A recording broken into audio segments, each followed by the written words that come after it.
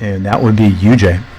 So when we were looking at UJ last night, we were in level 1 condition. Here's a nice rendition of that. Just before we get going, you guys can see my cursor, correct?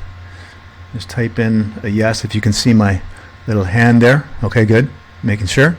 Appreciate it. All right, so we were in peak reset long in our USD JPY. And so I'm going to just pull up our daily trade organizer. Just want to make sure that you guys are seeing it the same way I saw it. Give me a second to mangle all my screens here. Dealing with my portable rig. All right, so UJ, AFP reset long. 5,200 was headed short, but we were still looking for some type of setup to the long side. And what did they give us? Give us a beautiful type 1 London pattern up into day open price. Now, a lot of times we're looking for 3-to-1, 4-to-1. I would not suggest that with this particular trade setup. I would start with a 1.5-to-1. And you can see here, pretty nice move. There's your W, there's your first leg. There's your second leg. Again, coming into weekly open price, that's a high volume area. That's the dashed gray line that comes across here. It's also yesterday's day open price. You can see how that lines up with the previous day open price. And we had a really nice type 1 London pattern right there. Super easy trade. Not a lot to have to think about in terms of that. So the London patterns are still playing out, and they're going to play out. They're pretty solid. I don't find any reason to slack off on these for 2024 rather. No reason to slack off on them at all. Some of the additional types of setups that are in line with these, of course, we had a couple other pairs that gave us M1 trap through yesterday's low, which was really, really nice. This is GJ, and GJ was in single spike away from peak mode. They did come down and they created the 1, 2, 3 sub count, which is a concept we're going to go over tonight in some detail. But there's your trade setup. It is a London pattern on the M1 chart. Just super solid. Again, GJ, an excellent pair. You can see this was on the 1 minute chart. You can look for reward risk ratio is far deeper than 1.5-to-1. So what is the basic takeaway? The lower the time frame, typically the higher the reward risk ratio. The higher the time frame, typically the lower the reward risk ratio. So for a 15-minute chart, I'd be 1-to-1. For a 5-minute chart, I'd start with 1-to-1 if I were trading New York session. And in London, I'd use a 1.5-to-1. And then down on the M1 chart, I would start with a 2-to-1 reward risk ratio. Of course, this time frame is much faster, but we had some additional setups that were similar to it. We had an M1 trap through yesterday's high, yesterday's low in EJ. We had a nice M1 TR50 in EC. And let's just take a quick look at that one. The lower time frames I don't cover quite enough, but the reason I do that is that they're harder to trade at first. So I want to try to meet the needs of those people first starting out. More so, but there's your trade setup. Here's your breach of the Asia range. Here's your trap through of the 50, and then on up. Very nice move right there. So a lot of M1 trades so far this week, which tells me the market makers are basically trying to grab what they can get. But UJ was by far the cleanest of them all. We can also, we could spend all day basically going over those. So in terms of the other trades that happened, we had a couple of afternoon delights at the end of the day yesterday. And we have the London pattern type 1 here on Tuesday. Let's go take a look at that one. It was also a type 1 London pattern. This one I liked a lot. This, again, you're going to be confronted with this when you're in a pair that has an average daily range that's as small as 37 pips. I hope you understand that the 50 pip rule of AFP conditions should be attenuated to match that lower distance. So with a 37 pip ADR, I would definitely be considering this as an away from peak, even though it's a little, probably exactly at 25 pips, right? So if we look at 100 pips ADR and we assume a 50 pips close of the day at the extreme rule set for AFP condition, if we chop that in half, we get a 50 pip average daily range. This was all the way down to 37. So yeah, AFP condition, even though it's fewer than 50, again, it's because of the lower average daily ranges. But I mean, do we need to even halfway have a discussion about that setup? I mean, it is what it is. And again, if you're trading these, congratulations, continue trading them. They're going to be great in 2024. I'll join you on them. If not, and you're looking for a very simple setup on the 5-minute chart, well, we invite you to join us in the London patterns. If you are more aggressive in your trading, the M1 trap through trades are also fantastic. They're amazing. So UJ today was by far, I think, the better one. EG was the second favorite there. So sorry about my green screen. Let me get back to my slides here and we'll start up on our lessons for the evening. It's going to be a little dense, but I want to try to cover as much stuff as possible because we're getting late in the year. But I brought this question up for those that were watching the pre-market last night. I'll bring it up to you now. Steve mentioned this when he first started seeing students get too caught up in the levels and they weren't focusing enough on the setups. He said this is really what it should be. The pattern, the timing, and the levels.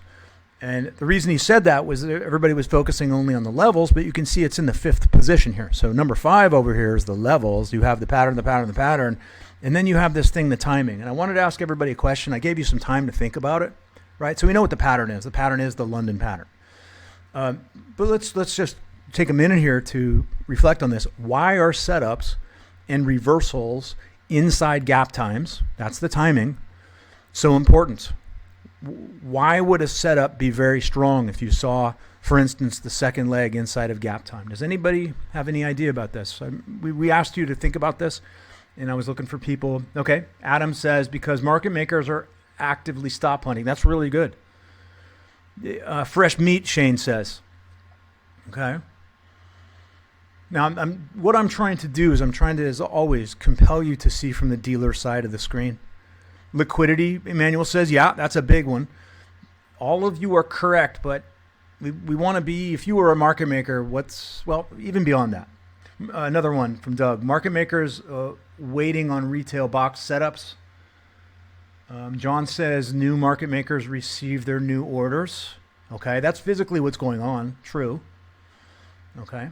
So what I'm compelling everybody to do is to start to look at markets through the eyes of the market maker and his use of volume.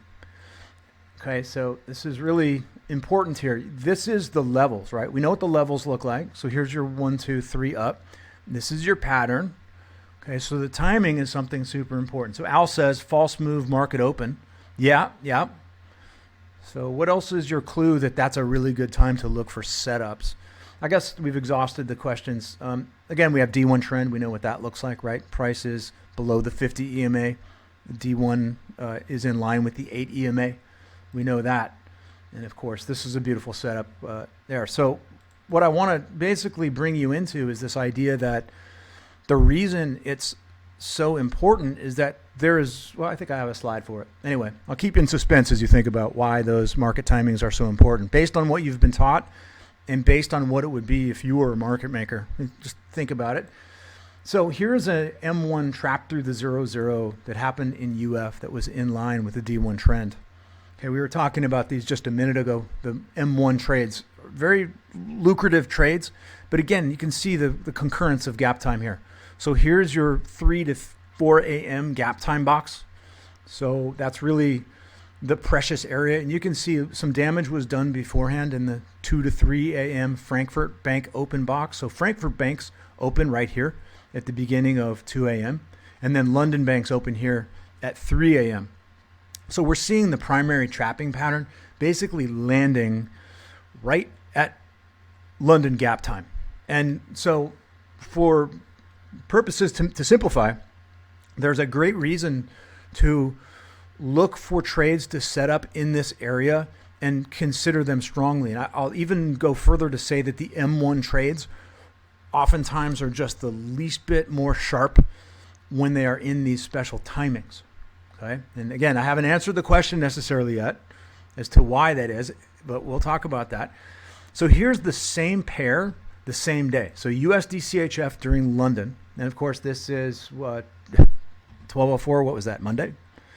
So where's my calendar? It's chimping out on me there we go. Yeah, Monday. So this was USD CHF on Monday. M1 trapped through the 0-0 figure in line with D1 trend at our gap timing in London and then also in New York. Also perfect M through the 0-0 figure. See the rapid move up? See how quick that is? It looks similar to what these guys did in gold, which we talked about in chat. Someone asked about what gold was most likely going to do at the high of all time, and it did pretty much what we expected it to do. They were going to induce further beyond it and then yank it all back and take it all back away. All right, so there's USD CHF. It's one pair that had two setups of the same day. both of these M1 trap through the 00s were at our ideal timing. And we know everything you guys have typed in is correct. There's additional liquidity at that hour. You have the market makers receiving their orders at that hour, meaning basically their directives. And you also have this concept that Steve's talked about often, which is false move, market open. Okay, false move, market open. So all of those add up together to create a big picture idea. And the reason these timings are so important is because at these times, an enormous amount of liquidity is injected into the markets, and the only player large enough to manipulate price, to paint the setups at this time, is the market maker. There will never be traders large enough to take that massive flood of liquidity that pours in during these gap times and create setups out of them, except the market maker. So what you're essentially saying is you're saying the timing is giving you a very high probability clue that it's the market makers that are creating that setup. It's not just the market participants or some heavy traders. It's essentially those guys that are doing it. So we talked a lot about the idea that the Forex market is impossible to manipulate 24/7 in all pairs at the same time. They just don't have the liquidity. They can't do it. So what the market makers do is they focus on certain instruments, and then they focus obviously at leveraging all this capital that floods in. So let's think about this. Who probably are the market makers? Well, they're probably people associated with the central banks, and they work together. So if that's the case, they have access to how that liquidity is deployed when it pours into the market. And we know that there are various timings. The gap time in London is one of them. You have as well your New York gap time, which is 8 to 8:30. Then you have your Asia gap time, which is rather 9 to 9:30 is the New York gap time. And then you have Asia gap time, which is 8 to 8:30 p.m. And then you also have tea time, which is 11 a.m., which is when all the London banks pretty much close up. So you have these individual timings of when the liquidity pours in, which is going to be the gap times. That's going to be the Asia market will pour liquidity between 8 and 8:30 p.m. Eastern. That's when a bunch of liquidity floods into the Forex. Then you have between 3 and 3:30 a.m. That's when a bunch of most liquidity by far of the entire day floods in between 3 and 3:30. Then you have a flood of liquidity again with the New York banks from 9 to 9:30. So these are times when a bunch of new volume is available to the market maker. So if you see a pattern and you see a setup, it could only be the market maker doing that. That's kind of what it is. It's sort of it's a way for you to filter out trades that might not have been the intent of the market maker to create from those that are. And if you can basically parse through and discern for yourself ahead of time where the market makers are and where they are not, you'll more likely be successful in trading market maker patterns. Okay, so you guys did actually really well on that. I'm happy to see the answers. A lot of you were talking about the volume. It did exactly have a lot to do with volume there, Al. Absolutely. So the market maker leverages these liquidity injections. Okay, so that's pretty much all you need to know. And if you know his patterns, you can mix that into it. So it's interesting that Steve would have put the timing just a little bit beyond the levels. Okay, so the levels are at the bottom rung. That's number 5. The timing is number 4. And the pattern, that would be this pattern here that his mentor drew for him. That would be the London pattern. Okay, you did great. Oftentimes using them to run his playbook. So those liquidity injections are utilized by him to run his playbook. You should know what that playbook is, right? A key question ongoing that you should always be asking yourself is the dealer running price action here, or is it just market participants?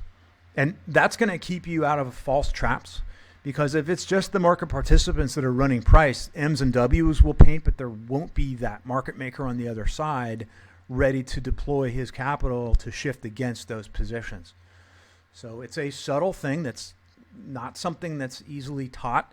It really does have to do with observation. It has to do with waiting for all of these elements to combine at the same time. That would be the H1 chart.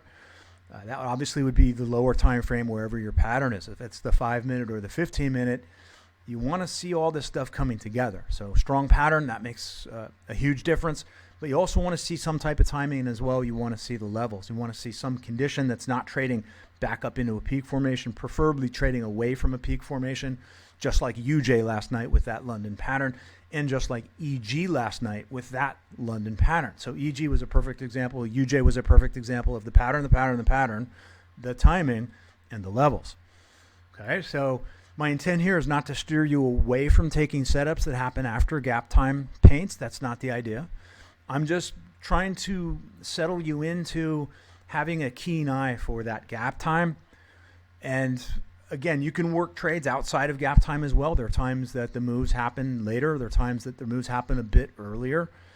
But if you're extremely selective, you'll actually use that timing as a component of your trade confluences that all have to line up.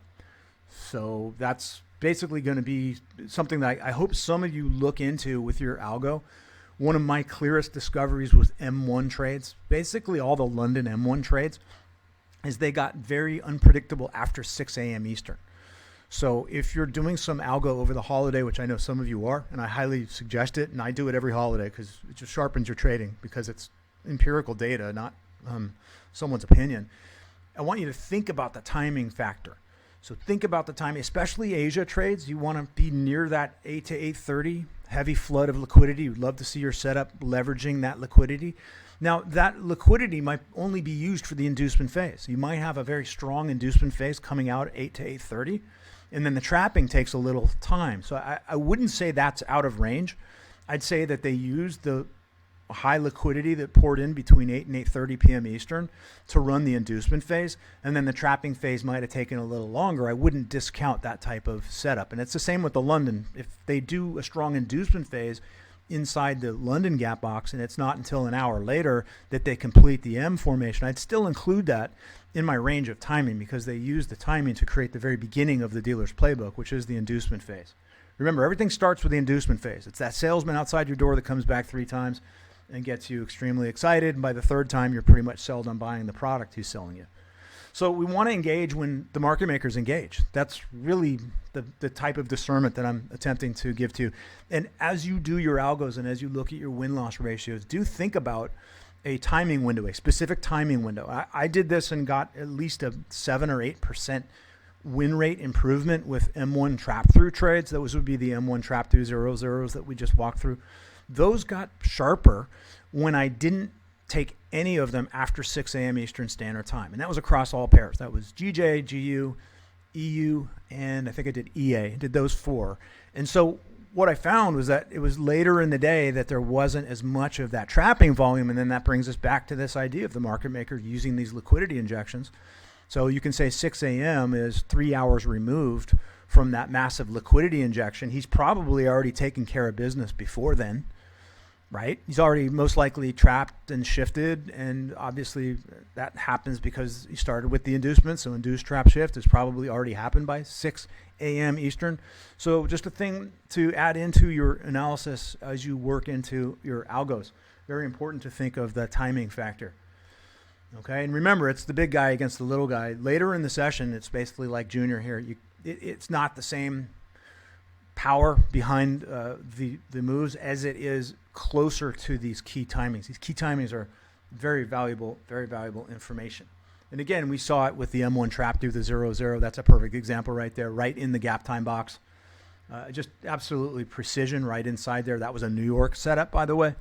And then, of course, you had the London. Again, utilizing the Frankfurt Bank Open for the inducement phase and then the London gap for the trapping phase and then the London gap even for the shift phase. So that's why those timings are there. And the timing. Wanted to make sure we had that as clear as possible for everybody. Okay, so what do we have here? This was, again, it's another example of timing. I just want to show you a couple of them that happened. This is Monday, of course. So Monday and UJ's just been a machine for a while, tradable, very tradable. Can get into this choppy range behavior, but still throws setups. Here is obviously a D1 trend to the downside. Price is below the 50 EMA. 8 EMA is headed downward. And we come to the H1 chart. You can see we had a possible peak reset. Look at the close. It was right at the low of the week. So you're looking for reasons to go short in line with the possible peak reset as well as the D1 downtrend. And here was your opportunity right here. And there's your precise timing. Okay? So here's 3 a.m. and here's 4 a.m. See how that works there? So that's why I'm having you consider this, because if the dealer's going to use those injections to steer a market and create his manipulations, he's absolutely going to want to be paid for doing that. All right, so their higher probability M1 trades definitely utilize our gap times.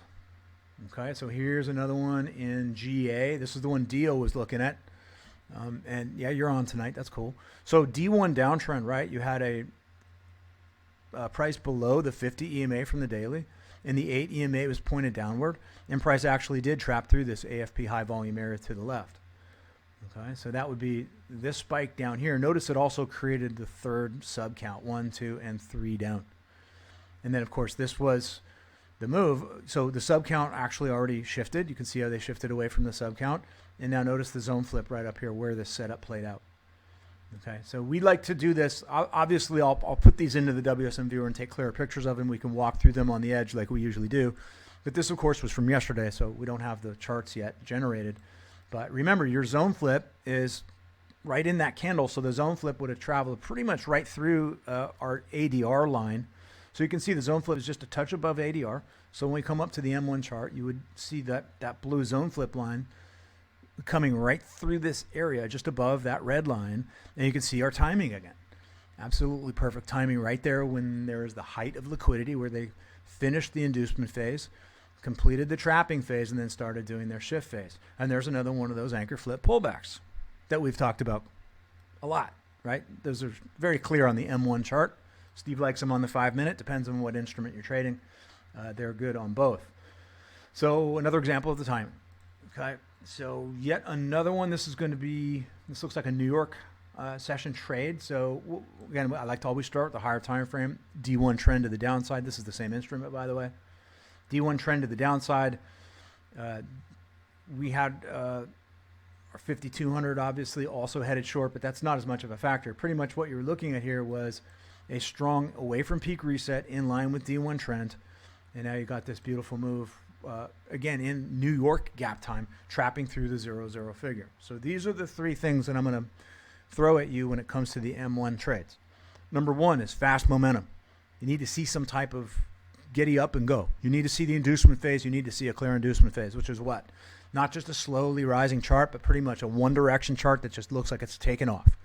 The next thing I would prefer is a 50-0-0 or a Mayo in the picture. Some type of high volume area to the left. The 0-0s are fantastic.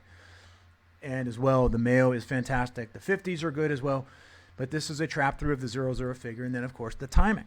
And now we have the 9 a.m. to 10 a.m. box, which is our New York gap time, which is that flood of liquidity from the New York market makers. And you can see how they precisely trapped through the 0-0 and precisely came down to the 50 and took it all back. So 0-0s to 50s, back to 0-0s. Remember the 0-0s, remember the 50s. And the lower the time frame you get, the more important these are. So from an M1 standpoint, this is just a laydown trade. It's absolutely gorgeous. In UJ, trading away from peak reset in line with D1 trend, right into a 0-0 figure at ideal timing. Okay. So I think we've hammered that idea pretty well. Let's head on to the next topic. The simple step of a courageous individual is not to take part in the lie. And that's a well-known individual, Solzhenitsyn. Again, we're looking for the inducement phase as a false move, and we're looking at the trapping move, again, as a false move that's starting to not work out so well for those people that got induced into it, and then the shift phase where everything falls away. And I'm just going to throw a simple example out here. I'm really not, I have no investment in this debate, but we're seeing things getting very cold, and we're seeing jets freezing on the way to a global warming conference. And I'm not really into that concept, but you can see it's reverse of what's happening. Okay, that's the way this market maker crowd operates. Okay, a lot of times they start with a range and then create the inducement, false momentum, then the trap, false breakouts and zone blocking, think gold, and then the shift. And since I'm mentioning it, we got to just look at it. And again, we talked about this in the DMR chat. There you go. Perfect example of trapping through a previous high and then giving the sense of momentum beyond it and then just running stops away from it. So that was gold. Doing this right here, induced trap shift. So you want to be on the shift side of that. And you all remember Mr. Gore doing his famous rise on the I don't know, it was a crane or something. The line just went straight up. We're going to warm up. We're going to warm up. The oceans are going to boil. It's just going to go crazy. Well, if you actually pull up a nice core sample chart from a long time ago, you see that we're actually in an artificially warm period right now. We've been a lot colder on this planet. This planet has been a lot colder. As well, you can see the induce, right? You can see the trap, and you can see the shift, which always had me suspect about this here. The Younger Dryas was the largest die-off of all animals and plants ever in the history of planet Earth, period. More stuff went extinct during that event than at any other time in history, according to scientists and according to the Institute of Columbia. And many people agree that that was the most destructive to so many plants and species. It was a shakeup. But you can see we've been up here in this warm period. We've been a lot colder on this planet. For thousands of years, it's been a lot colder. So everything is always best to see in relation to everything else. But the idea is that this same type of playbook is played where there's a false momentum followed by an area of engagement where people get pulled into whatever that particular idea is, and then it seems to go the other direction, and everybody's left holding the bag, and the people responsible for giving that false impression are the ones on the paying side of it. So they get paid for that. So anyway, not saying that there's no global warming. I don't know. I'm not an environmental scientist or whatnot, but I do see the same kind of playbook playing out there, and I just wanted to bring that back to the charts with this excellent piece of homework from Nehemiah. I love this type of detail. This is what we talk about in the M1 microcycle series. If you want to go back to those videos, I talk about a multi-time frame markup where you pretty much stack all the time frames up, and he did just a bang-up job here. You can see that it's in a D1 trend. Right, we're in a D1 trend. This looks like a level 2 long. And then you can see the setup down here. It wasn't in the ideal timing, however. That's the only thing that's missing from this one. But you can see he had the nice 15-minute, and he broke it down on the M1. And then he did some nice work with the zone flips. Just wanted to shout out to some excellent homework here. But the one thing I want to bring to your attention, Taylor, I suggested this for you last night, is that you can see how he very clearly marked the inducement phase, and then he marked up the trapping phase, and then he marked up the shift phase. And you can see he did it with color codes, which is a great way to do it. And you can stick with the color codes from my box here. This is, the yellow is the inducement, the blue is the trap, the green is the shift. You can stick with those colors if you want. But it is a nice way to very quickly start to familiarize yourself with how the market makers look at the market, as opposed to getting stuck in just the retail side. So once you start thinking from the standpoint of induced trap shift, you have a more mature approach when it comes to your checkdowns and when it comes to your inner dialogue that you're able to use as you're trading. We've talked about this a lot. I don't want to drive it home, but I definitely wanted to share this piece of homework because it's fantastic. And I absolutely love the detail that he put on this. And let's see if there's something. There is a zone flip in here that he might have missed. It had already been dealt with, but this top edge right here ended up being, well, I guess he took one of my charts. So there was a zone flip right there. It's just a little blurry to see, but you can see that trap line right through there. So the next level for you, Nehemiah, would be to expand your H1 chart. Let's go up there and see what we got. Okay, so again, it depends on when you take the picture. There's a zone flip there as well. So anyway, that is a phenomenal piece of homework, and I appreciate you sending that to me. And I just wanted to share it with everybody. And yeah, multi-time frame trading is the place to be. If you ask me, it's just you're thinking like the dealer, really. So anyhow. Okay, so what we want to cover tonight, 4 topics. We'll go through all these. I'll try to get through it without a lot of rushing, so it's legible to you. Here on the week 47 of 2023, it's been an amazing year. The setups have been just incredible. We have 420 Type 1 London patterns this year that have all played out in line with our higher time frame confluences. So yeah. First topic is system hopping. All right, so what is system hopping? System hopping is the type that I want to just alert you to, and I'm not suggesting that you don't keep an open mind to additional rules, additional trade setups, additional approaches to the market, but system hopping is typically what happens when someone gets stopped out a couple times in a given signature trade, and they immediately feel compelled to look for another system. And part of them will be, their antenna will be out to see some new trading system. What I've done through 2023, although possibly not as much of a showman thing as it might appear, is I've stayed really close to drilling these Type 1 London patterns because they're so good and they play out so regularly, and they're fairly easy to trade once you train yourself to trade them. But I've done that in a way because I wanted to show the validity of the setup without getting too system hoppy, if you get what I'm saying. So typically what happens, we take a couple stop outs, we have a bad day, we have another bad day, and maybe for whatever reason it's a weekend and we just think things aren't going so well for our trading. Instead of digging in further into our signature trade, we tend to start looking at other signature trades. So that does a couple things. And it gets a little bit like marriage too, right? When you marry somebody, you get to know their idiosyncrasies. Even if you live with them for 10 years or more, you really get to know each other. You know where their hotspots are. You know where not to go. You get a sense of them. So what I'm saying is that a signature trade is pretty much the same thing. The best part of sticking with a signature trade and not system hopping too quickly is that you get a really good sense of how it typically fails. And from there, you're able to get your stop loss to break evens. You're able to get your scratch outs. You're able to not take full stop outs because you're not compelled to just consider it a random event if it stops you out. You're actually observing it. And you start to formulate a familiarity with how your setup looks like as it's on the way to stopping out, so you can actually take yourself out before you get to a full stop loss. And I can't say enough how important that is. But it's very difficult to get that intimate with a signature trade to really learn that part if you're jumping around from system to system and try this and try that and try this and try that. There are many people whose entire trading career has been nothing but bouncing from system to system.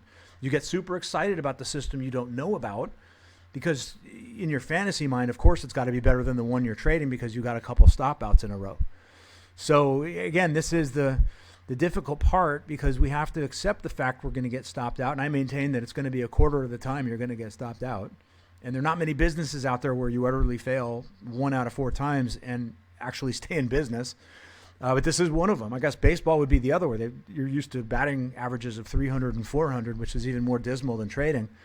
But that's the reality of the game. And the idea is to invest yourself enough in a signature trade to really see all sides of it to the point that you can see when it's about to fail.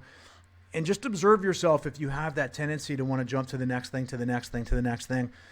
Just be careful about that is all I'm saying. You can dissipate your energy sometimes in prematurely jumping to another system. In some cases, it's the best thing you could do. So again, I'm not trying to discount the idea of keeping an open mind, trying things out, looking at other systems, looking at other trade setups. And when I'm talking about other systems, I'm talking things like H150 bounces. I don't want to be studying a London pattern and then not give it a full, analysis because I'm all of a sudden excited about the H150 bounce, and then I get stopped out of that a couple times, and then I jump to the New York reversals, and I get stopped. You can see what I mean. So again, you have to accept the punches as they come, keep your risk intact so it never gets out of hand from an emotional standpoint, and just watch that part of you that would like to just jump to that next shiny thing, the shiny object over there. So just a little bit of a warning there. And the last thing that I would say on this is that to truly system hop, the only thing that's going to pull me away from Type 1 London patterns on the 5-minute right now would be bad data. And from working with you guys, thankfully, it's been absolutely valid that there is no bad data in those setups. They are solidly in the mid-70s, 70% win rate to 80s, depending on, of course, how low your reward risk is. But I have no reason to system hop at all. That being said, I do want to start covering the M1 material because I know that has utility for a lot of people. And so that's why we're going to start with these H1 subcounts, and then we'll gradually get a little deeper into some M1 type of material. But I want to make sure that we honor what works and don't get too caught up in the next thing because we might have had a bad experience 1 or 2 times in a given trade setup. So I hope that clears that up for you. In terms of that, and grid trading Type 1 London patterns, and this is exciting stuff. I really love this type of idea, and I'm going to open this up inside of Windows Paint just so I can draw here, and we will have some fun with this idea.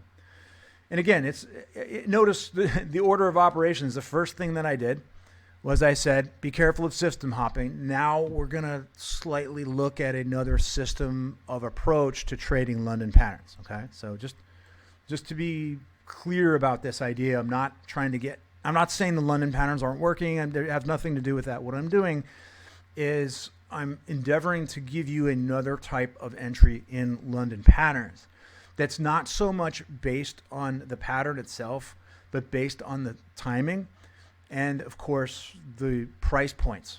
Okay. So the example would be here in GU, and this is going to be a perfect one to use as an example. I'm going to take some time with it, so be patient with me. But you can see that we're coming off a nice trap high. We're in AFP condition. If we were going to look at the close of the day, let me get a bigger cursor here so you can see it. So here's our close of the day right there. That's where the day close is.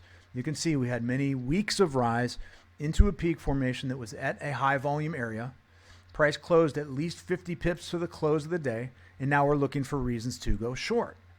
Okay, nothing wrong with that. Induced trap shift. We're looking for reinducement, retrap, and kill shot. And what do we get out of this? We get this A top. Okay, you get an A top. So the higher time frames were screaming at you to short this thing. But if you look at the lower time frame, you just get this thing. Okay, typically what we say, and normally speaking, you would wait for the second leg, right? And if you didn't get the second leg, you would pass. Okay, that is the London pattern type 1 that we teach. That's the way that goes down. However, I want to give you an alternate for this type of trading that some of you are going to be able to run with. Now you can see if we come over to the M1 chart, we do see the M here. Okay, so there are many times that our London patterns won't produce on the 5-minute or the 15-minute, but they will produce on the 1 minute. But I want to show you a way to deal with this that should be interesting for you, and that is by dealing with ranges before price moves. Okay, so what I would be looking for, I traded this way when I first traded away from peak setups.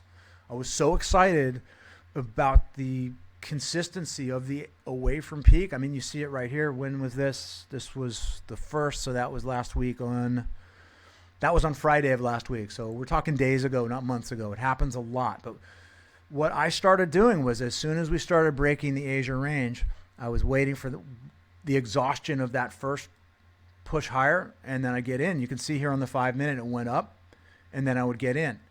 Okay?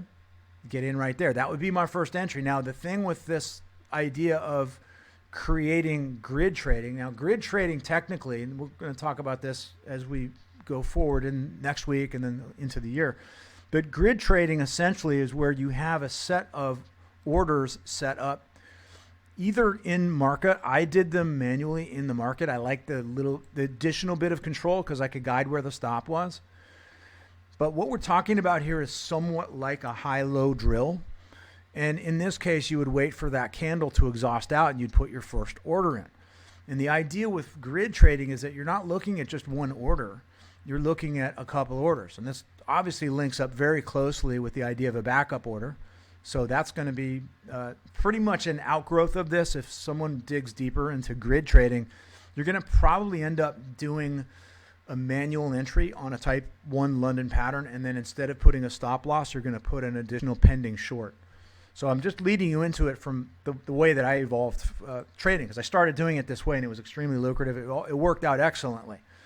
So the first thing that I want to do in my grid trade, the grid that I'm going to set up. Okay, so let's, just to keep it super clear, I want to make it so you see it the way that price was when this happened. I want to just erase all these guys down here. And oopsie. Just want to get the candles out of the way because we didn't know it was going to drop yet. Okay, so let's get those out of the way. So the first thing that I do when I'm grid trading is I want to look for where the next 00 is. And so that gets into why I opened up this DMR in the order that I opened it up in. I showed you a bunch of M1 trap throughs, the 00s. Okay, so we know the dealers like to hit these 00 figures. And not only do they like to hit these figures, but they actually like to pierce through them a certain amount. So the dealer's going to, oftentimes, if they get to that 00, they're going to pass through it and bring it down. Okay, so that would be giving us our first heads up as to where the stop placement is.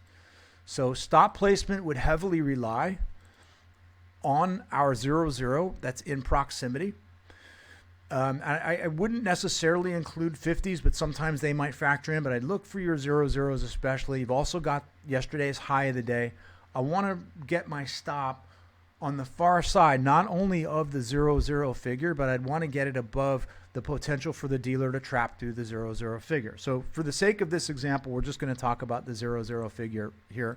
We're not going to go into the other possible high volume areas, but any high volume area that's strong is going to classify in this same way. So if you're determined to trade a grid approach to London patterns, and I would suggest do that away from peak pretty much only, you want to set up your stop loss position first and foremost. That is the most important thing. So we could see the 00 here. We can see that if price came through, we'd actually break the 00 a bit of ways. That's typical for the dealer to do that. So if the dealer does take it all the way up to this area, you've protected your stop loss from that move that the dealer typically makes. So then we would put our stop higher than that area. Okay, so I wouldn't put it right on the typical trap through. Again, the more of the M1 trap through 00s you see, the more you familiarize yourself with how the dealer operates near these 00 figures, and the more you'll have an idea where the best place for your stop is. And that's one of the, I'd say it's probably one of my favorite aspects of working with you guys all these years, and Steve as well, and talking this stuff through, is I've had so many occasions, especially this past year, where my stops were 2-3 pips away from getting hit, and they never got hit. And in some cases, I was doing double orders like this. So you can benefit so much from proper stop placement that really it needs to be its own discipline. It needs to be its own scientific approach is pretty much what I'm trying to get at here. So we know statistically dealers come through the 00s, they pass through them a little ways, and then they bring it down. You also have spread widening in here that goes on at these 00 figures and beyond. So I'd want to get my stop above that. Now we have the next high volume area, which is this yesterday's high. Okay, so that's yet another high volume area. If you wanted to be super safe in this setup, you'd have your stop above that. Okay, in which case you could easily get 2 orders on, and this would be your hard stop. So for this particular example, we'll just keep it right there. So for the way that we're set up right now, if price were to go up higher, we trigger another short order. In this case, we took the manual short order. This is how I like to do it, and did darn well for a good period of time after doing the AFP stuff, because I just wanted to be in the market. And I wasn't so much looking at the pattern on the lower time frame. It was mostly about these H1 AFP conditions and trying to get in them without any type of, I guess we'd say, reservation for pattern. And I don't do that now, but I'm putting this in your mind because this type of grid trading might be really good for some people who can't sit at the computer during London. And say, for instance, they can get to the computer late Asia box. So maybe someone in the European continent that has a day job, this is a way to trade London without actually being in the market. You could actually set up your grid ahead of time. So we definitely want to see some type of clearing of the Asia box. That's, I think, the first primary aspect. If I'm present in the market, I'd want to wait for it to actually finish out its top edge move. And again, that becomes a high-low drill type skill. But I wouldn't be married to an entry just at that location. I'd have another entry above, and I'd have my stop loss even higher. So the first objective with trading a grid approach where you don't have to be present is that you need to get your stop loss further out than you would if you were present. Now, I hope I'm clear about that. If you're not going to be present at the computer and you're trying to set up a grid trading approach, you want to make sure the very first thing is to make sure your stop isn't super close in. The worst thing you can do with a hands-off approach like this, where you're attempting to trade London patterns without actually being fully present, is to get your stop too close, because as price rises, it pulls back. As price rises, it pulls back. So there's also merit to using 3. But when we get into the math of this, you'll see why it's actually better to use 2 orders. I prefer 2 orders. The math with 3 orders makes this first order too small. So really your first objective would be to wait for the exhaustion of the move headed higher. And that's going to be determined by several factors. The main factor that you're looking at right here is this zone flip. So this is a multidisciplinary approach. I don't expect you to really grab the entirety of this in one session. That's why I'm going to do a bunch of these to make sure that we cover it, multiple angles, and make sure that it's a concept that you see as basically using all the materials we have together. But that zone flip would have basically been my first engagement area. I would like to see price get in proximity to that zone flip ahead of time to then put my first order in, which is right here. And I would definitely have a second order sitting above, and my stop would be on the other side of the 0-0. It would be far enough away from a trap through of the 0-0 to be able to survive this move if price should keep running up. So the moral of the story with grid trading is you're probably not going to get the type of returns that you would trading a pure London pattern. London pattern 1.5 to 1, 2 to 1, pretty much on a regular basis. You've seen all year I've been doing 2 to 1s kind of consistently. Those are going to be more about when you can actually sit and monitor the market. This is more of a hands-off approach. This is where you're using statistics and probabilities to lay out trades ahead of time before they even move. So again, just to be extremely clear here, this first one is manual. Okay, so your first one is going to be the manual one. And then the second one that's sitting above, obviously, is going to be a pending. Okay, so your pending order would be up here. And that's like that area would be most likely where you would be putting your stop loss for an in-the-market London pattern. If you were sitting in front of the screen and say, for instance, it did give us a second leg. You notice that this didn't give a second leg, right? But that would be a pending order.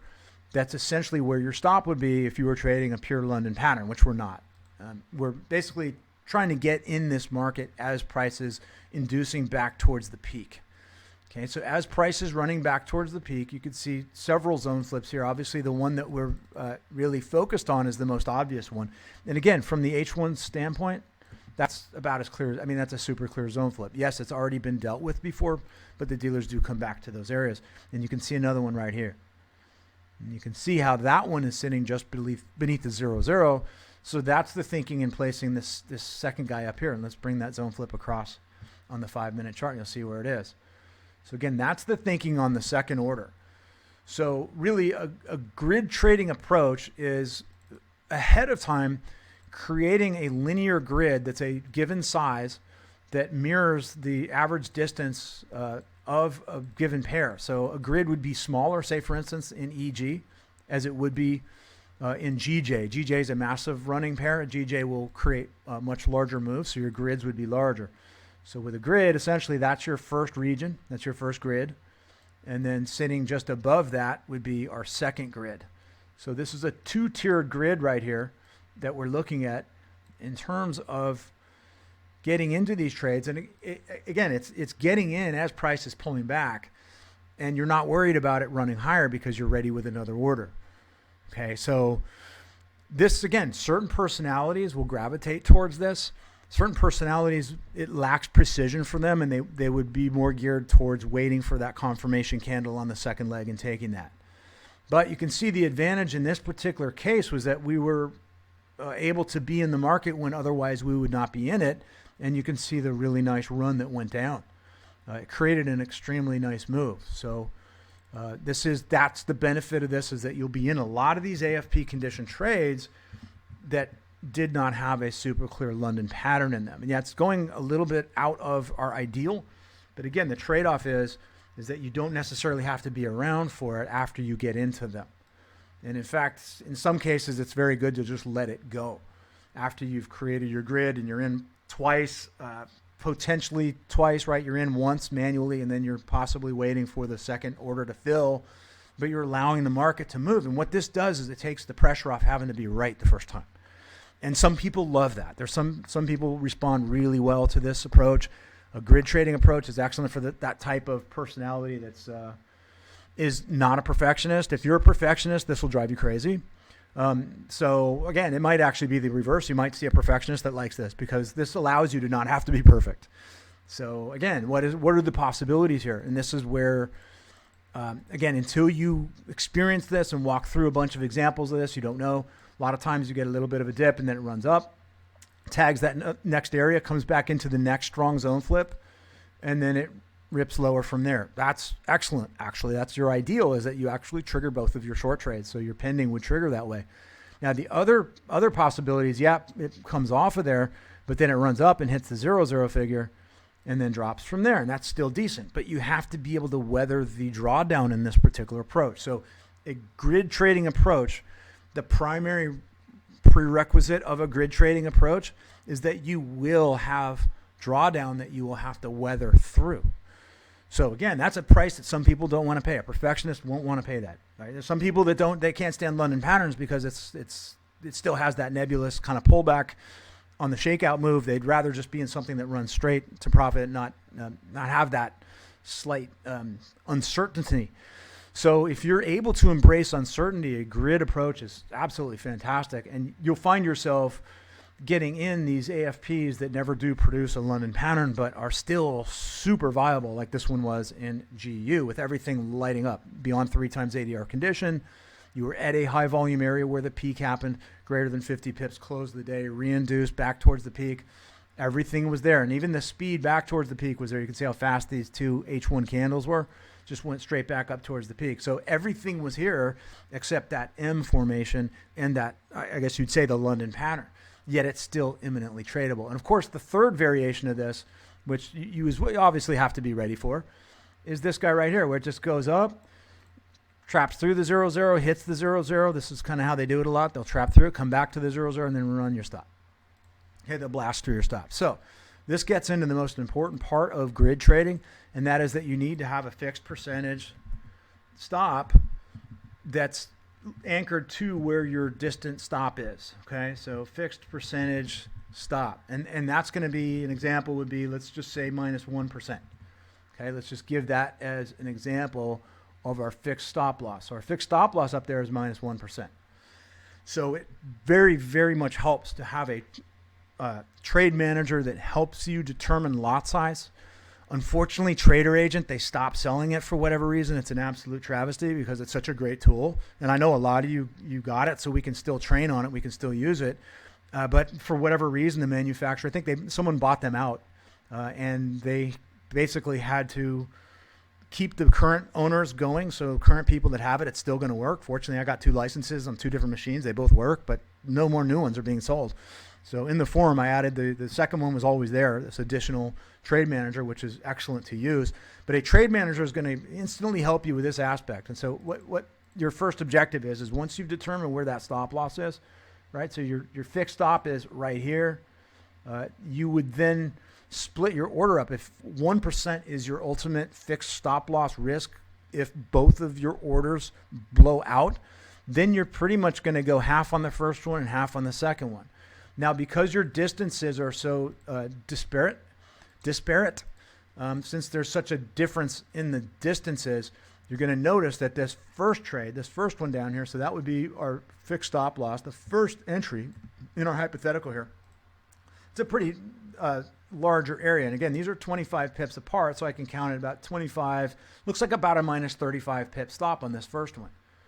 So this first one's going to be about -35 SL, which gives you basically a 1-to-1 is pretty much what you look for. So if you got into your entry, pretty much what played out in this. So what played out in this was a little more than a 1-to-1. So you take this same distance and then you'd mirror it down below. And let's say, for instance, price never came back to our second order. This is just our first order. We would just do this kind of thing. And right here would be our 1-to-1 on that. So right here would be a 1-to-1R. Okay, and that would be essentially a solid take in terms of this particular trading style. With the grid trading style, I'd look primarily for a 1-to-1. Right, that would be my approach. And you can see it's in a reasonably decent area for high probability take profits. It's sitting just the other side of the Asia midline. Much prefer if it was above it, but it's still in that general area. And then again, you could also see price getting below day open price and even down into last week's high of the week there. And you can see it did come down into last week's high of the week. That was where it reversed. So pretty nice move. I think you probably would have hit that 1-to-1 down here in New York. That would have been where you'd hit the 1-to-1. So your first scenario is a super deep stop grid order that never had the second order fire off. Okay, and that was your 1-to-1. That's super nice. Now, let's say, for instance, price runs up and it triggers your second order also. Okay, remember, you split this up. You wanted to take a hard stop at 1% up here. This is the most important part. If you don't do this while doing this grid trading, you're going to easily get in problems here, so I have to make sure that I get this across super clear for you. And I have a exercise that you can do in demo that's going to help you a lot in learning how to do this, especially getting your platform so it can automatically do that. Okay, so let's say, for instance, price did run up and triggered that second pending. You can see the stop loss is a lot closer. So we're looking at probably, it looks to be about a 20 pip stop right there. Okay, so that's going to be minus 20 SL. And you know the difference in terms of your lot size, right? So your lot size in this trade, this first one that we got on here, that's going to be a smaller lot size because the stop loss is further out. So if you use a good trade manager, it'll automatically calculate the lot size on the fly in real time. All you have to do is place the hard stop and then basically wait for your high of day entry. You get your short order on with that deeper stop, and it's based on the math inside of the trade manager, and it automatically calculates the lot size, and you have 0.5% on this first trade. So let's add that in there. So minus 0.5% is our first trade. Got my symbols wrong there a little bit. 0.5%. Okay, so that's minus 0.5%. That would be our first trade. Would be a minus 0.5%. Again, this part is so important. If you don't get the math right on this, you're kind of not wanting to get into this. I wouldn't suggest doing it until you really knew how to do the math here. So that would be a smaller lot size than this one, yet this one is still going to be 0.5%. Actually, minus 0.5%. So it's essentially doing the same amount of risk, but since the stop loss is closer, the lot size is larger. So what happens is that your larger lot size is on the top, your smaller lot size is on the bottom. And the beauty of what happens when you do that is that your stop loss to break even actually is pretty close to this next order. So your stop loss to break even actually sits around here. Because the larger size of this trade order compensates for the smaller size of this trade order, and so your stop loss to break even actually gets to be above your first order. Okay, so that's where our stop loss to break even is. So stop loss to break even, and this is fantastic if things are running away from you and you feel like it's not working out. It's very easy to be in drawdown on that first position, and because you're up a good distance, well, I mean, what, 7 or 8 pips? You're up a little bit on your second position because the lot size is larger. It's very easy to be at stop loss to break even. And that actually really helps as price continues lower, because if price pulls back, it's got to pull all the way back to that stop loss to break even area. Let's say that price turned right here and went down. Well, you could weather a pullback all the way to that first order. And if price came off that, you'd still survive, right? If you had your stop loss to break even. So what this approach does, the beauty of it is that you're able to create a stop loss to break even that's typically higher than your first order. So that's the big benefit of a grid style trading that's done correctly. So 0.5% on each. Stop loss is found early on the other side, preferably of a 0-0 figure, maybe even on the other side of yesterday's high, yesterday's low. You want it beyond some type of high volume area.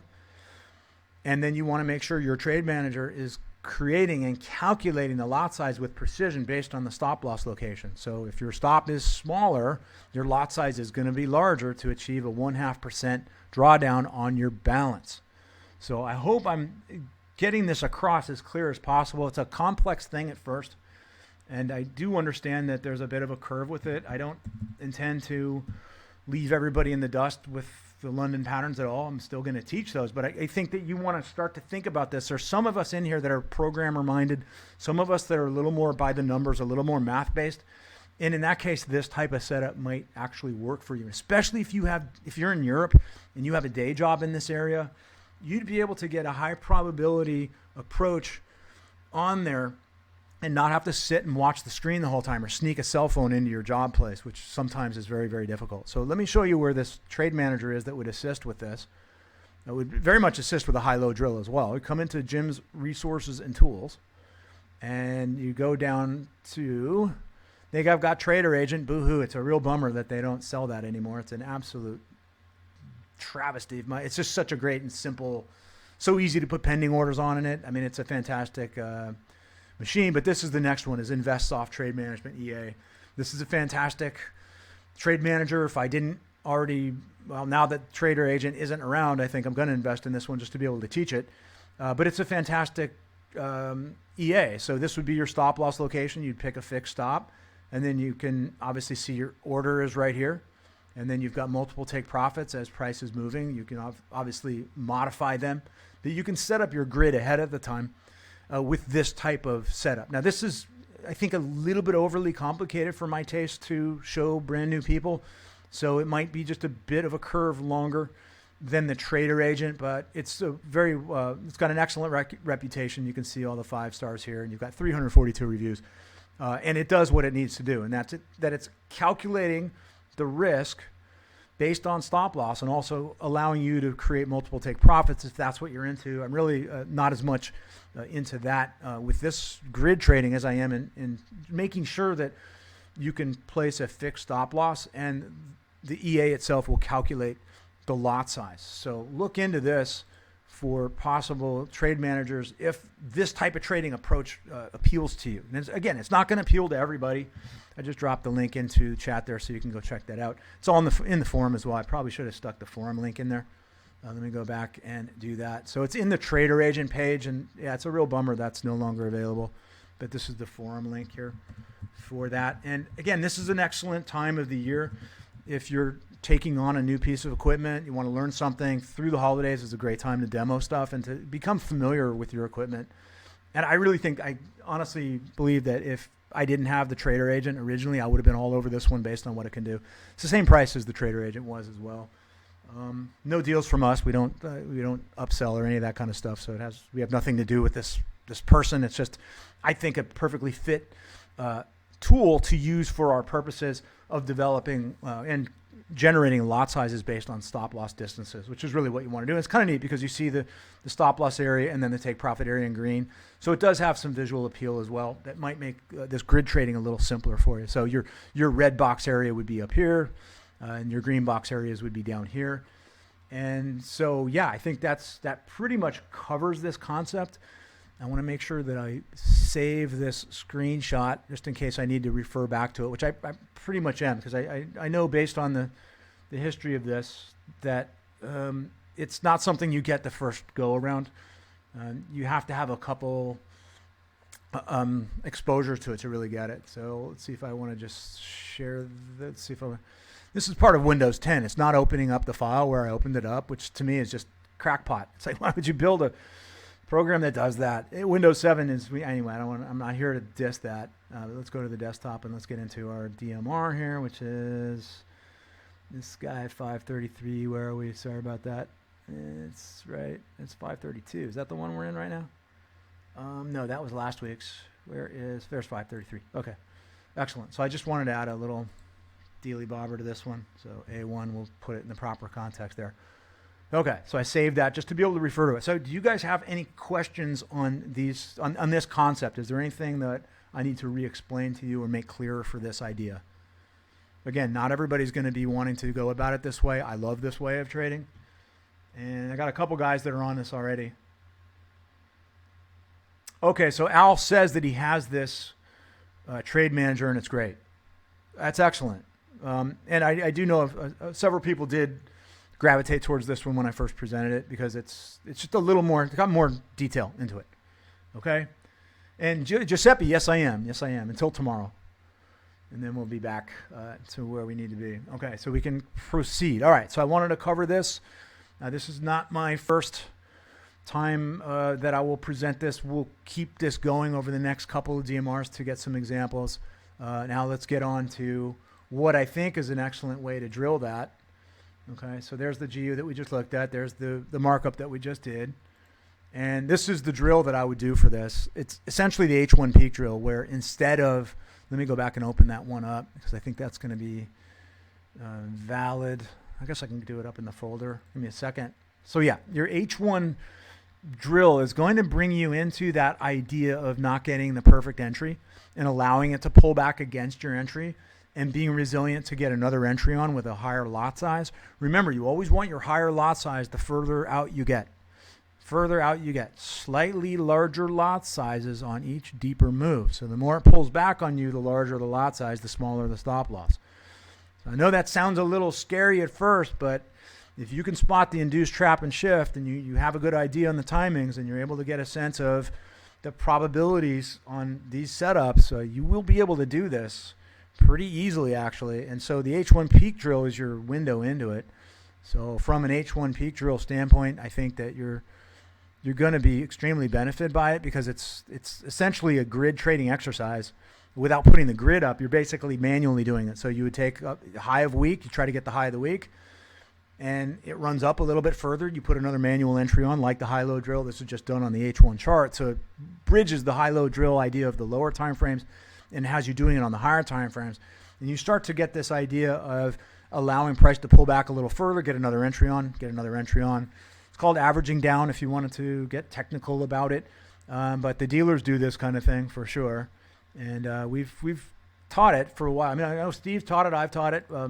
It's been one of those types of things that when you start to experience it and you get a couple good experiences under your belt, you start to feel what it's like to be in the proper timing, and you're able to grab these highs. And so this approach, to close out on the grid concept idea for this lesson, what the grid approach does really well, and its super strong point, is it takes time out of the equation.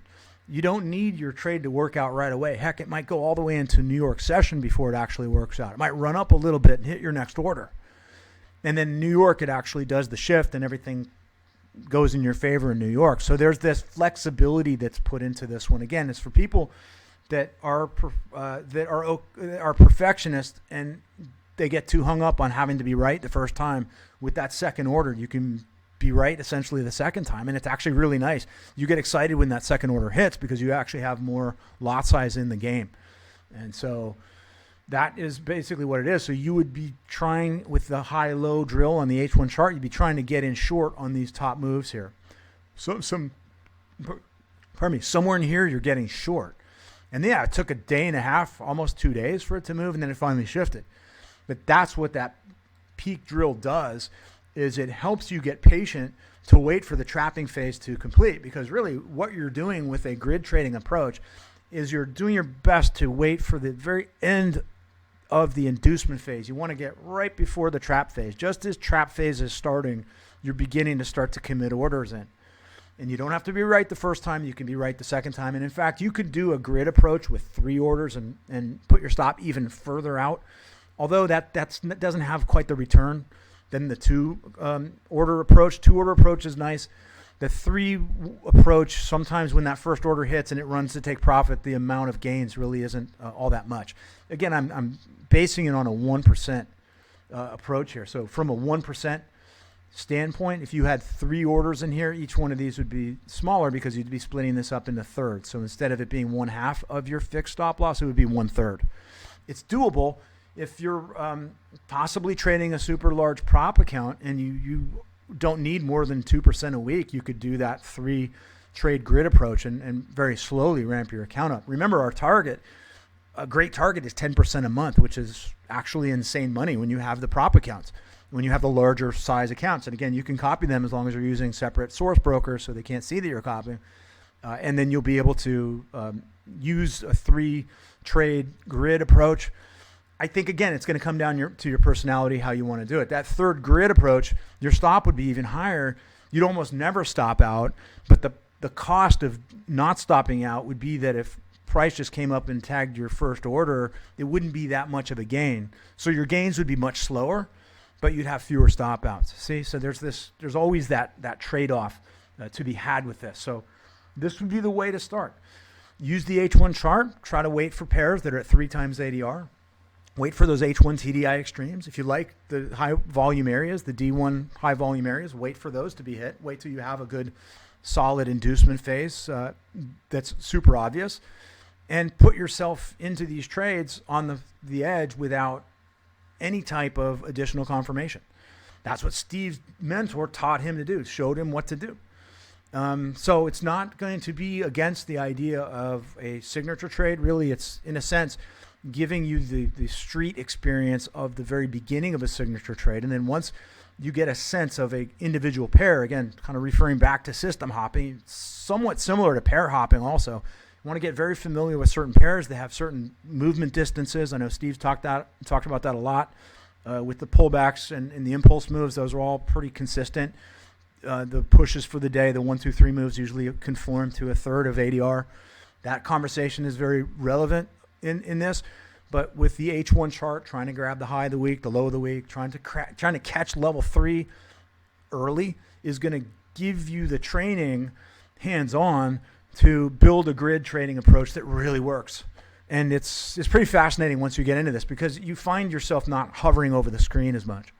You're just waiting for trades to work out and you're not forcing it. You've done everything you could from the standpoint of accepting the probabilities, and you've put yourself in a statistically advantageous position and you're completely out of it and you're waiting for things to happen.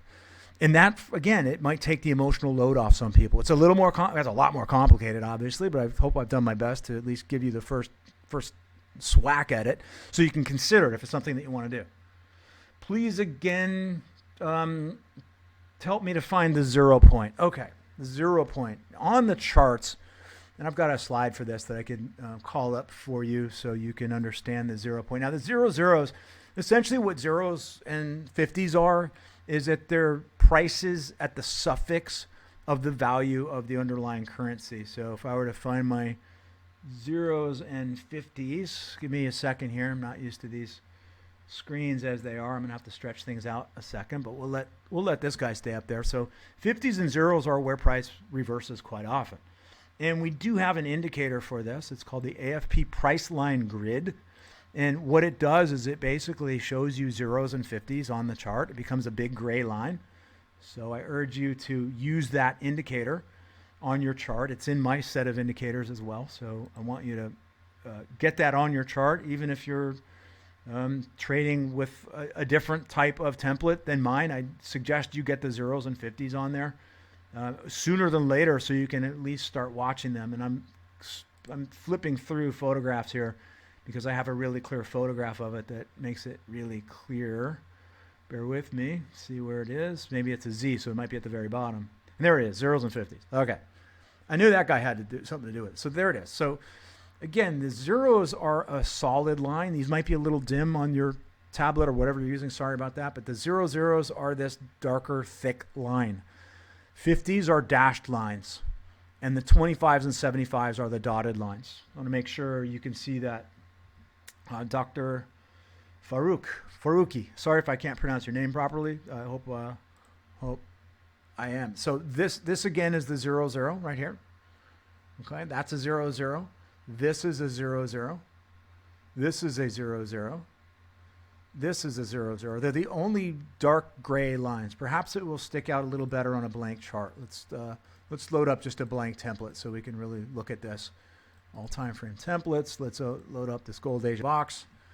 And let's keep it on the H1 chart. Just want you to see this very clearly. So that would be a 00, and no coincidence what we see at this 00, right, guys? I mean, it's insane how often this happens. And you also have a reversal off this 50 down here. So the 50 is the dashed line. The 00 is the solid static line. Okay, so I want to make sure you see that. Type that in, doctor, if that's something that is clear to you. And again, I like using the example of this guy because price has a tendency to reverse at these areas. It's a psychological area. It's basically like a single dollar, right? The 00 is the dollar. The 50 is like the 50 cents. The 25 and the 75 is like 1/4 at the 25 and 3/4 at the 75, like actual quarters. So the 00s are suffix of price. They're suffixes of the price. So I hope that answers your question. Let me know if that's okay. You can. Okay, good. All right. So yeah, excellent. So now we can transition here into H1 subcounts. Okay, so packing in a whole lot of information here tonight, guys. So I'm not going to apologize for it because it's super important. H1 subcounts, let's talk about it. So when I open the WSM viewer, we can see that we have 12,603 trades loaded in there, which is a fantastic feat. It's a great thing to be able to have that much data. You come up here and you can change your setup. And so we'll change our setup to London Patterns, type 1 London Patterns. in the entire database, we have 3,395 type 1 London patterns examples in our database. And we come up here into the date selection, and instead of all weeks, we'll take it down to all of 2023. And I like doing this at the end of the year. It's one of my favorite things to do, actually, is I like to count, and I was way short in my estimation of these. But in all of 2023, we've logged 715 type 1 London patterns. So the type 1 London pattern, again, is a very simple, it's the trade that Steve's mentor first taught Steve. It's the basis of his terminology of the pattern.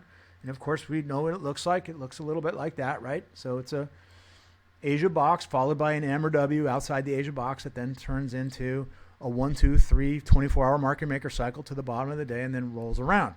And Carr has his H150 bounces in here, right? His H150 bounces in here. Carr's bounce trades are down in this segment.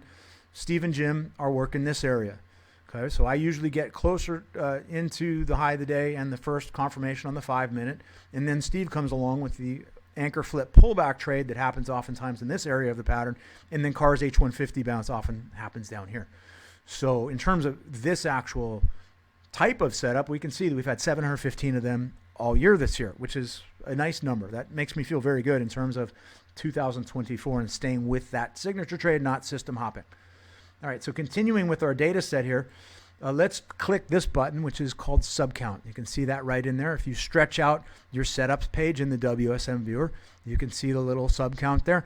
I've been entering this data as well in a very precise manner for years now. And so you'll be able to come up with an absolute huge amount of type 1 London patterns, right? So again, it's this setup right here on the 5-minute chart, not the 15-minute chart, but the 5-minute chart, and 285 examples of H1 subcounts.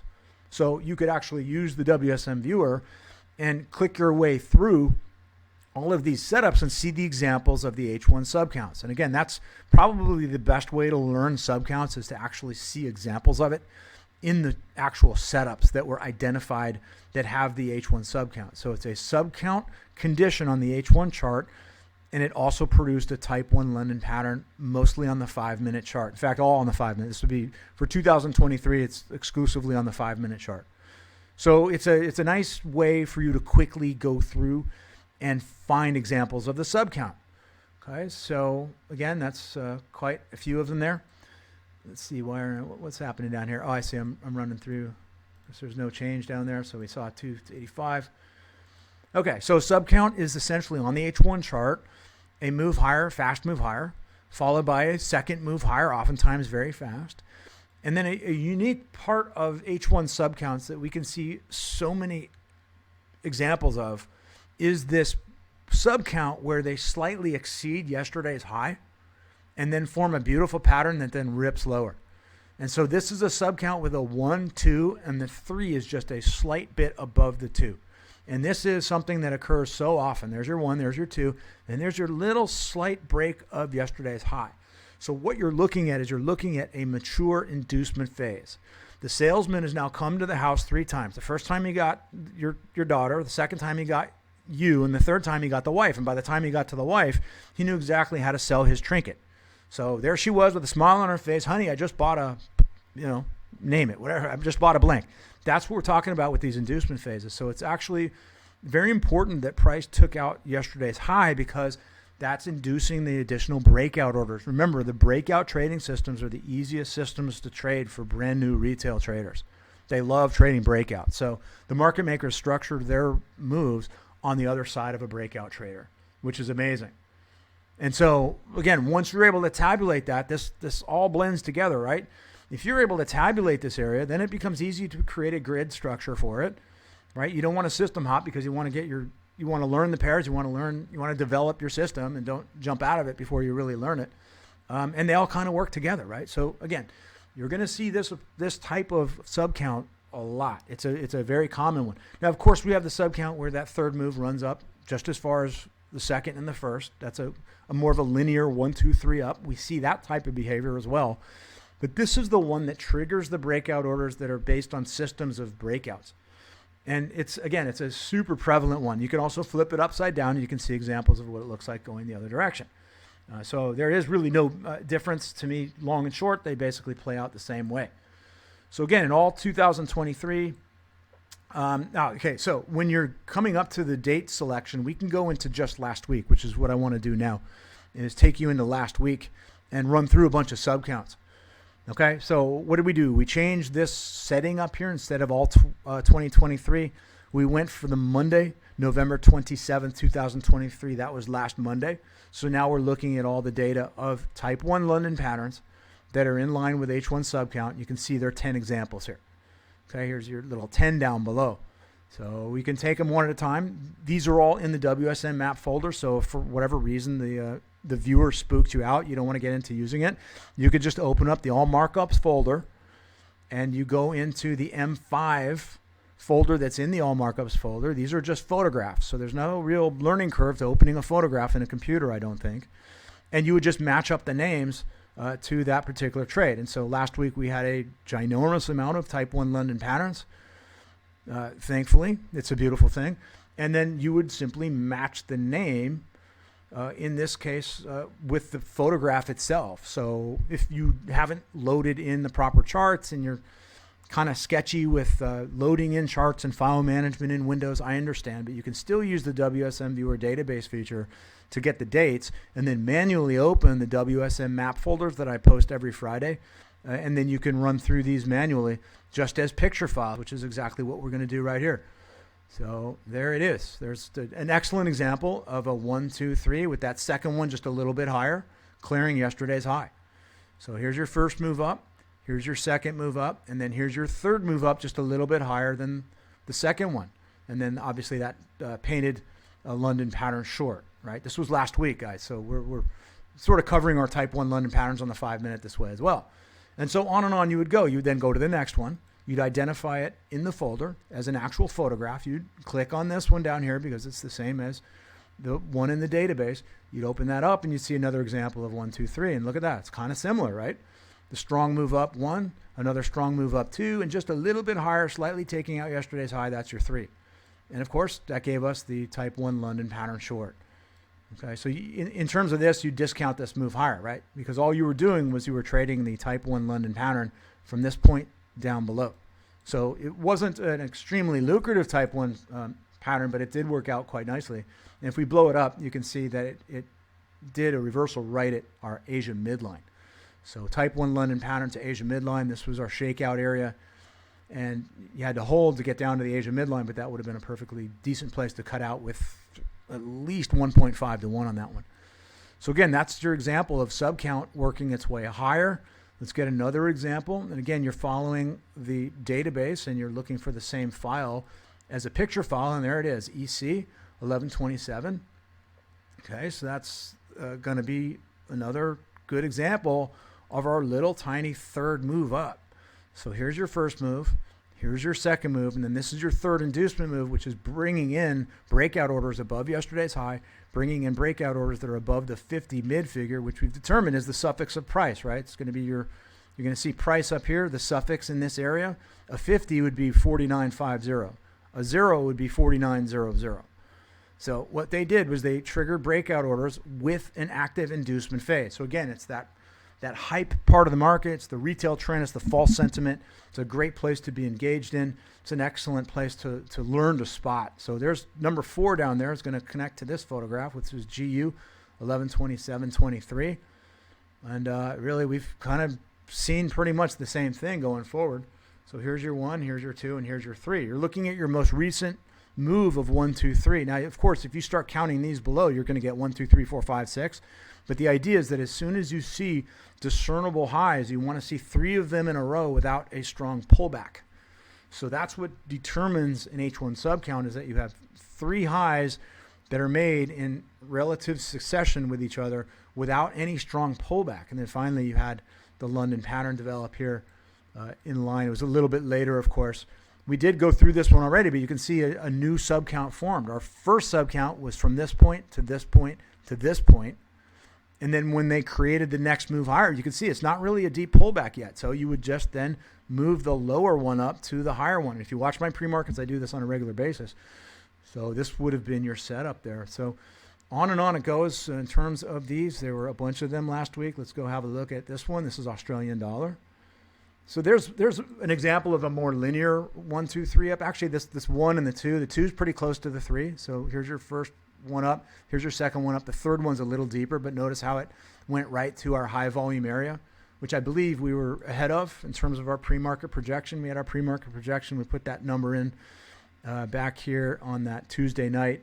And then the following week, it came up and tagged the area and gave this kind of a cranked M formation. You can see the first leg a little shallower than the second leg, but you can see it came right to that peak reset, which was set in price way beforehand. So again, the sub count into a high volume area with our London pattern is what that did.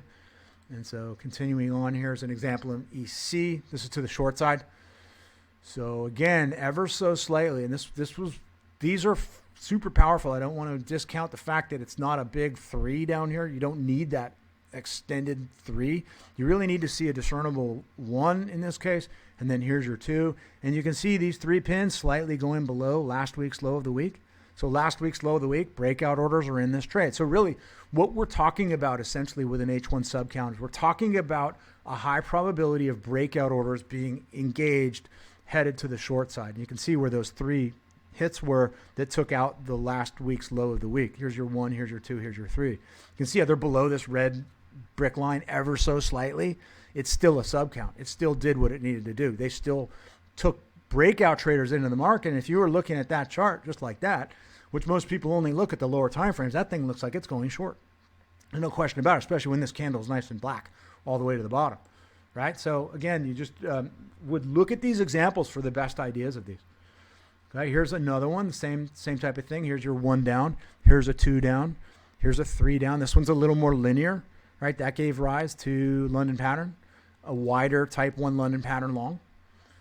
Same thing here. Let's just go through all of them together, and then we'll switch over into pre-market. Here's a great example of a linear version of it where you had your 1, 2, and 3. And notice how I'm discounting everything back up here.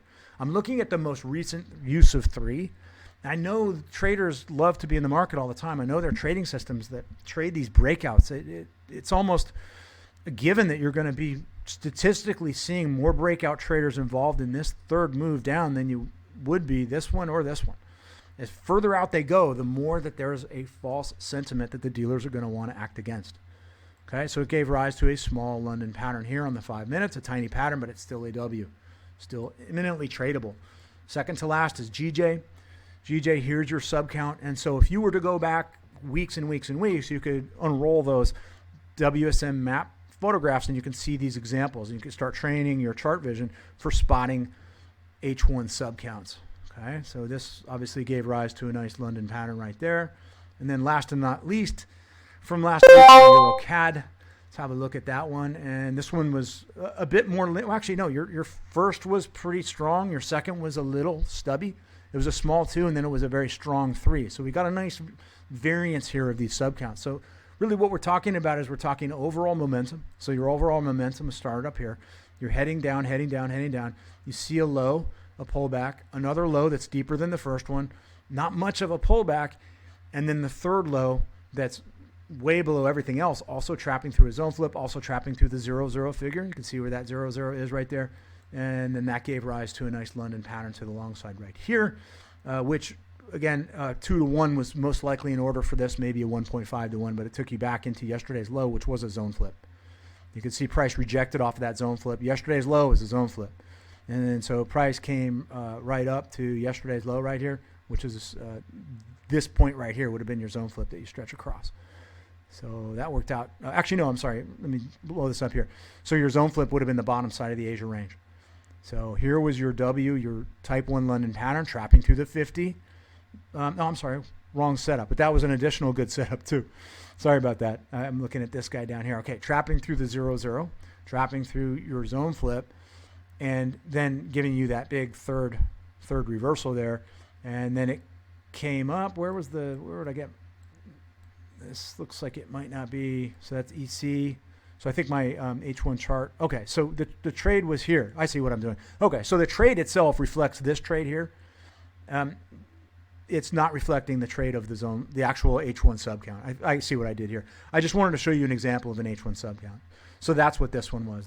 This was also an example of an H1 subcount. If I saw that as 1, this is 2, and then this one is 3. So this yellow line I'd pull back into this area. So again, you can see how it's successively dropping lower as time goes on. So there's your first low from this high. Here's your high.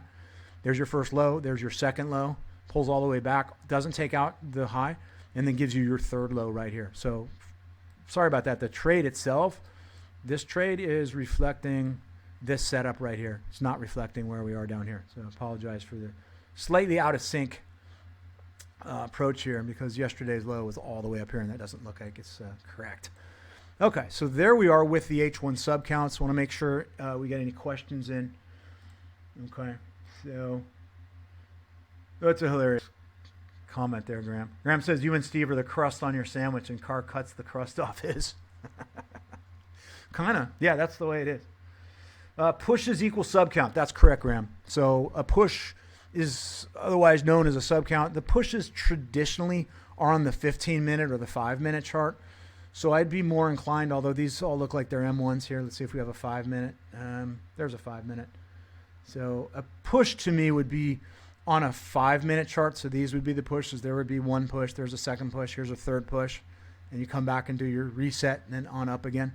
A subcount is like a push, but it's on the H1 chart. So a subcount is an H1 push, basically. So that's correct that you called them pushes. But for proper terminology, the pushes are more for the 15-minute and the 5-minute. The H1 subcounts are literally just a series of 3 fresh lows or 3 fresh highs without a pullback. So you're getting in front of that shift that's about to happen. Taylor says, I find it interesting when those subcounts occasionally happen a bit separately from the 1, 2, 3. Yes, and again, that's the reason for the word sub. So we like the levels. We like talking levels 1, 2, 3. The subcounts are really subordinate to those. They're smaller oftentimes. So in terms of the markup itself, you can see how there's a 1 here, a 2 here, and a 3 down below. That's your larger market maker cycle count. The subcount is a count that's within that. So it's a tinier 1, 2, 3. And this goes back, obviously, to the era of Ted, where he did the 1, 2, 3 within 1, 2, 3. It's very similar to that, where it's a 3 within a 3. So the main thing is that as soon as you see these 3s and they're super clear, the market is imminently about to pull back. That's really what it is. It's like taking a slingshot and pulling it all the way over and getting that thing really stretched out, ready to launch whatever it is that's in your slingshot. Okay, so I think we've covered a bunch of info, and I went way overboard in terms of my slides. I was going to start getting on the edge drilling. We'll start exactly there next week. So we'll start up directly in drilling next Tuesday. But I wanted to make sure we covered subcounts for you guys. I want to make sure we got grid trading in.